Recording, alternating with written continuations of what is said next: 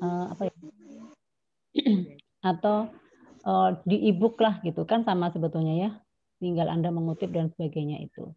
Nah, jadi nanti pada saat tugas akhir ini, kalau kondisinya masih online terus, itu yang akan terjadi. Jadi Anda akan kesulitan mencarikan buku yang sebenarnya. Nah, e-book itu juga susah gampang kan sebetulnya, kan nggak semuanya kita bisa akses kan, bener nggak?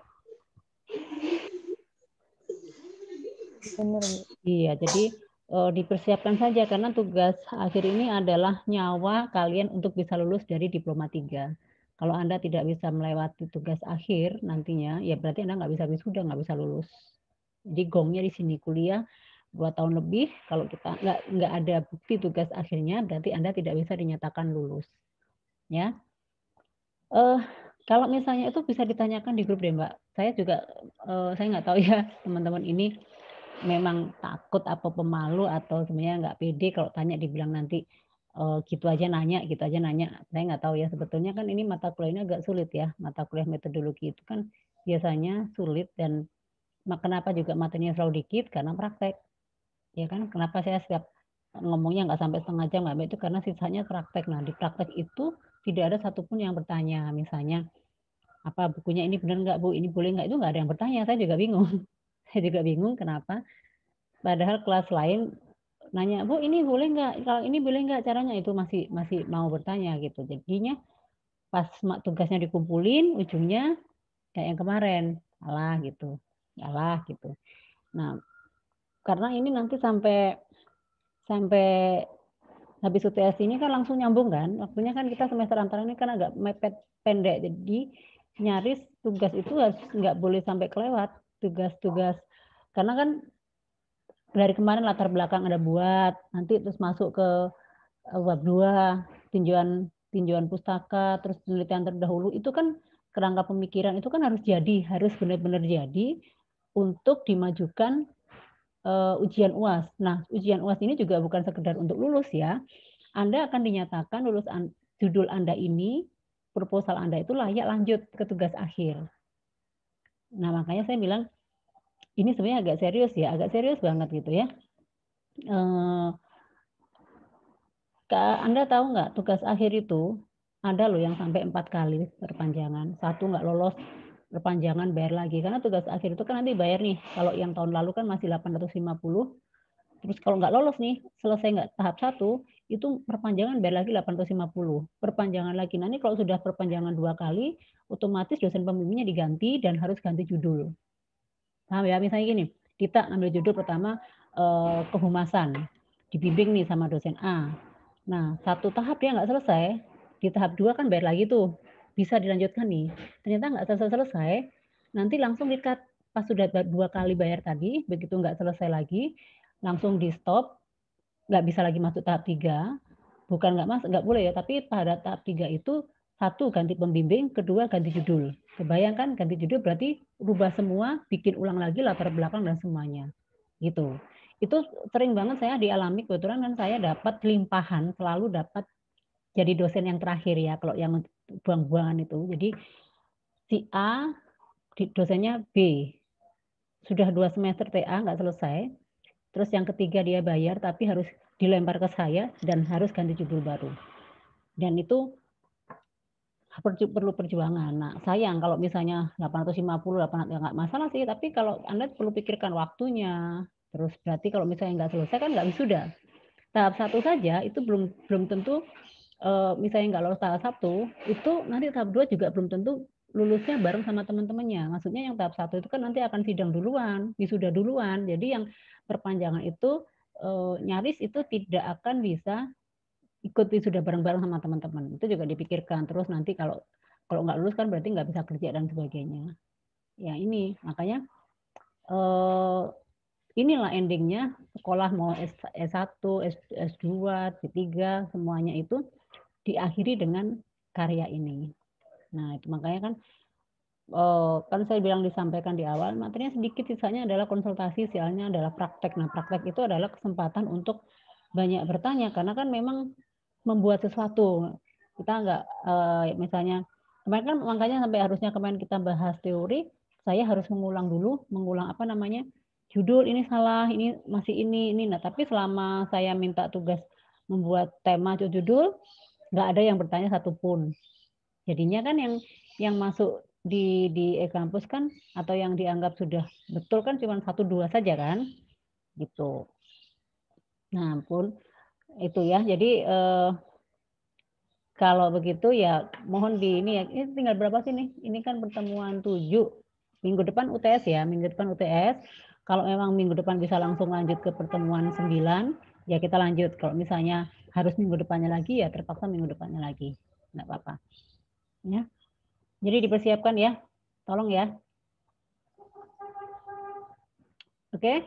Kalau tidak ada pertanyaan, yang ini kan materinya kan cuman kemarin kan bab 1 latar belakang dan sebagainya. Perlu mengingatkan latar belakang itu adalah uraian yang melatar belakangi Anda mengambil judul. Ya, misalnya kita mengambil koresponden. Koresponden itu harus dijelaskan dulu latar belakangnya kenapa sih kok di suatu administrasi atau di suatu perusahaan itu administrasi atau kegiatan koresponden itu menjadi penting dan perlu diteliti. Nah, itu diceritakan. Nah, biasanya latar belakang itu mengangkat isu atau kasus kenapa itu terjadi dan kenapa menarik untuk diteliti. Nah, sehingga di latar belakang itu ceritanya harus fenomena isu yang terkini, isu yang benar-benar terjadi di perusahaan sehingga nyambung dengan judul. Ya, harus runtut di situ. Itu makanya perlu ada inilah saatnya di menulis itu adalah gabungan. Anda kan pernah belajar bahasa Indonesia kan ya dulu, bahasa Indonesia waktu dengar siapa? Bu Uki apa Bu Yarnita atau Bu Nail yang ngajar bahasa Indonesia? Dulu dosen bahasa Indonesia siapa? Masih ingat nggak? Bu Uki, iya. Bu Uki ya. Oke. Beliau sekarang udah sakit loh. Mohon doanya ya. Jadi dulu Bu Uki kan mengajarkan cara membuat paragraf itu bagaimana ya kan, cara menulis kalimat aktif itu bagaimana, benar nggak? Cara membuat paragraf deskriptif itu gimana, diajarin nggak? Iya, Bu. Nah itu yang sekarang itu prakteknya harus diaplikasikan di tugas akhir itu. Makanya jadi kalau misalnya dicoret-coret nanti sama pembimbing itu misalnya penggunaan kata sambung bagaimana diajarin nggak? Penggunaan titik koma, penggunaan tanda kutip diajarin nggak? Iya, Bu. Nah, itu yang sekarang harus dituangkan di TA. Jadi teman-teman itu waktu kuliah itu sekarang coba direnungkan semester 1 sampai semester 6 sampai sekarang ya itu belajar kan sudah semua dapat nih. Bahasa Indonesia tujuannya untuk ini. Selain untuk tugas akhir kan di semester-semester berjalan kan harus mengerjakan tugas, harus mengerjakan makalah gitu kan. Nah, itu tujuannya bahasa Indonesia itu diberikan di perguruan tinggi. Terus bagaimana menulis referensi, terus bagaimana menggunakan istilah asing, harus tulis italik dan sebagainya. Kalau saya kan hanya mengingatkan kembali karena itu pernah diberikan dan nanti ada pedomannya sih, ada pedomannya yang memang sudah ada baku. Kalau saya kan memang dapatnya dari kementerian ya, jadi itu yang saya berikan ke teman-teman itu yang tentang bahasa Indonesianya di situ. Terus Anda juga pernah belajar komputer. Tujuannya apa? Supaya Anda bisa mengetik. Karena tugas akhir ini kan bukan, maafkan ya kalau ada suara-suara yang tidak terduga. Anda belajar komputer juga ada maksudnya gitu. Selain nantinya buat kerja pada saat sudah lulus, tapi untuk kepentingan kuliah ini ya dipakainya pas ya untuk mengerjakan tugas karena sudah era digital kan. Terus yang kedua, Anda bisa mengetik, bisa mengatur dan margin dan sebagainya itu ya untuk ini TA itu mengkolaborasikan semua bidang perkuliahan atau mata kuliah yang sudah Anda terima. Bahasa Indonesia masuk ya kan, bahasa Inggrisnya masuk di situ kalau ada istilah-istilah asing, terus pengetikan juga masuk, berarti pelajaran komputer kan. Terus arsip masuk karena semua mata kuliah akan pakai arsip ya, karena arsipnya apa? Maksudnya semua judul itu akan menggunakan akan menerapkan metode kearsipan. Kenapa? Penulisan referensi. Penulisan referensi itu kan rujuknya dari mata kuliah arsip. Yang nama depan, nama belakang, penulisan nama belakang itu loh, nama belakang terus baru nama depan. Itu kan kemarin yang tugas-tugas Anda di semester kemarin itu nanti dipakai juga untuk semua judul itu dipakai untuk penulisan daftar pustaka. Salah satunya itu. Terus kalau misalnya ini kolaborasi semua mata kuliah yang dijadikan suatu karya tulis gitu. Kalau tugas akhir itu seperti itu. Kalau entrepreneur kemarin kan gabungan mata kuliah dijadikan sebuah bisnis kan gitu kan? Tahu kan bedanya? Jadi kalau entrepreneur itu adalah seluruh mata kuliah dari semester 1 sampai 5 itu digabung, dikolaborasi menjadi suatu bisnis. Karena itu melibatkan semua bidang ilmu. Kalau tugas akhir, gabungan dari seluruh mata kuliah dari semester 1 sampai 6 itu dijadikan sebuah karya tulis, laporan. Nah, jadi kalau kita berpikir sejenak, nah kuliah itu ternyata itu tidak asal belajar, ternyata nyambung menyambung antara semester 1, 2, 3, 4, 5 itu saling terkait dan diakhiri, ditutup dengan sebuah karya dalam bentuk tulisan itu. Paham ya? Nah, mudah-mudahan waktu yang sisa ini setelah UTS ini kita fokus karena waktunya juga singkat, dalam arti tidak bisa tidak bisa mundur lagi ya, karena kan nanti di bulan September, di bulan ini Anda sudah mulai magang, cari datanya itu dikumpulkan untuk dibuat sebagai laporan magang dan juga dibuat untuk bahan sebagai tugas akhir ya. Terus tadi saya ngasih materi tadi pagi, saya mohon maaf lupa, harusnya kemarin lupa ya. Ada review sedikit, itu tolong dipelajari karena itu penting, itu pegangan Anda dulu. Sebelum saya nanti ngasih template-nya, nanti di pertemuan berikutnya saya akan ngasih template membuat bab 1, bab 2, itu seperti apa, saya kasih untuk bab 1, bab 2 saja, supaya nanti proposalnya bagus, nggak salah-salah lagi. Nanti di pertemuan, kalau nggak saya kasih ke grup saja ya, saya kirim ke grup, saya kasih template-nya untuk pembuatan bab 1 dan 2. Tapi diabaikan dulu sekarang. Hari ini formatif, tulis tangan. Kenapa tulis tangan? Karena ujian itu kita melihat dari segi psikologisnya atau dari segi kejujuran, karena terlihat dari situ. Ada yang mau ditanyakan, Mbak-mbak? Jika tidak ada, saya akhiri, nanti teman-teman bisa gabung ke e-kampus jam 8.30 karena saya sudah set untuk soalnya sudah saya kirim, tapi saya set dibukanya jam 8.30. Oke, baik, kalau tidak ada pertanyaan, saya cukupkan ya. Ibu, mungkin saya nanti pengen nanya tentang judul, Bu. Iya. Sekarang apa nanti? Sekarang kali ya? Iya, boleh. Enggak, saya mau memastikan aja, Bu, judul saya benar atau enggak. Apa? Ditulis enggak? Saya kan komunikasi interpersonal ya, Bu. Iya. Ya, judulnya komunikasi interpersonal dalam meningkatkan kinerja di perusahaan X gitu, Bu. Sekarang interpersonal antara siapa dengan siapa? Karyawan dengan atasan. Balik, Mbak. Atasan dengan karyawan. Ya kebalik, interpersonal itu kalau di dalam perusahaan, dalam kepemimpinan dan organisasi itu pasti pimpinan dan atasan, ya. Pimpinan dan karyawan ya. Gitu. Ya, jangan karyawan dulu dan ini dibalik dulu. Oke. Enggak apa-apa. Bisa. Benar kan, Bu?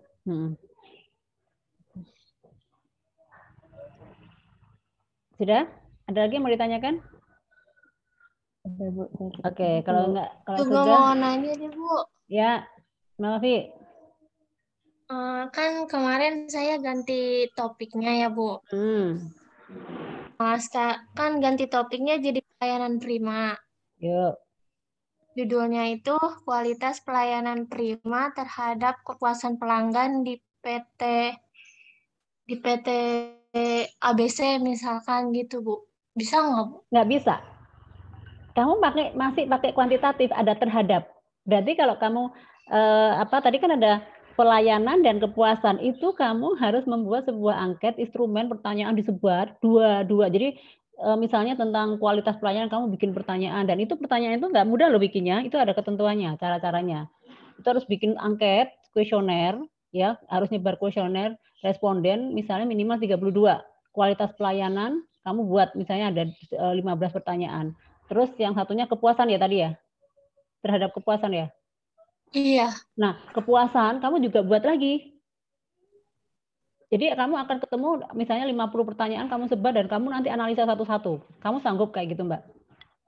Kalau misal penerapan pelayanan prima gitu, Bu, bisa penerapannya? Ya, memang bisa. Jadi kamu langsung aja. Jadi implementasi boleh, pelayanan prima dalam menunjang apa? Misalnya pekerjaan apa, di bidang apa? Di bagian apa? Kan masing-masing beda-beda kan? Iya, misalkan di bagian administrasi atau customer service. Nah, ya berarti gitu. Jadi apa namanya? Penerapan pelayanan Penerapan, prima. iya, implementasi atau penerapan pelayanan prima di bagian administrasi PT-nya misalnya Pertamina, ya nggak apa-apa. Nanti di situ kan Anda melihat pelayanannya udah betul apa enggak gitu kan, dilihat, diamati apa yang salah. Jadi kamu nanti kan punya teori, di teori yang pernah saya ajarkan itu pelayanan prima itu kayak gini loh idealnya, misalnya ada 5, ya kan, A5, A3, A6 kan gitu kan, ada kan kita belajar itu, sudah sesuai enggak gitu. Nah dari situ kalau misalnya enggak sesuai, nanti kamu ngasih solusinya gitu. Itu yang benar memang. Kalau sudah terhadap pengaruh, dampak, nah itu sebetulnya bukan ranah teman-teman di diploma, itu sudah masuknya S1, S2, S3.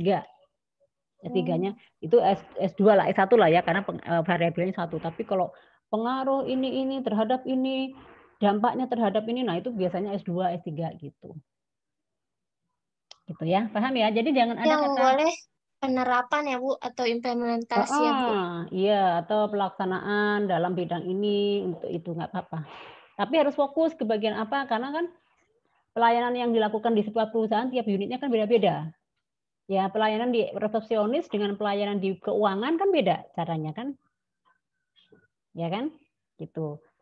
Ya, jadi tolong semuanya judulnya tidak boleh ada kata pengaruh, ya. Pengaruh di tengah itu nggak boleh, terhadap itu nggak boleh.